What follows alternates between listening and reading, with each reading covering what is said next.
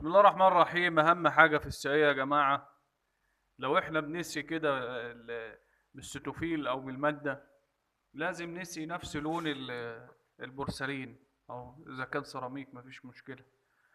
الالوان طبعا الستوفيل او الماده بتيجي ابيض، لكن انت تضيف عليها الالوان اللي انت عايزها، بحيث انك انت تخلي السقيه بنفس اللون بتاع البورسلين عشان اللحام ميبقاش ظاهر.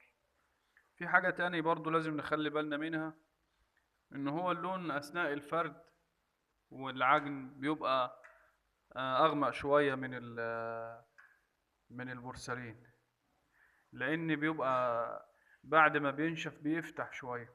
فانت لازم تخلي بالك ان اللون بتاع البورسل السائيه يكون اغمق درجه واحده مش اكتر يعني. كده كده لما بينشف زي ما قلنا اللون بعد ما ينشف بيفتح، بيبقى افتح درجه. فبعد السقية بيوم ولا تاني يوم هتلاقي الدنيا نشفت معاك، هتلاقي بقى اللون ظبط معاك نفس لون البورسلين.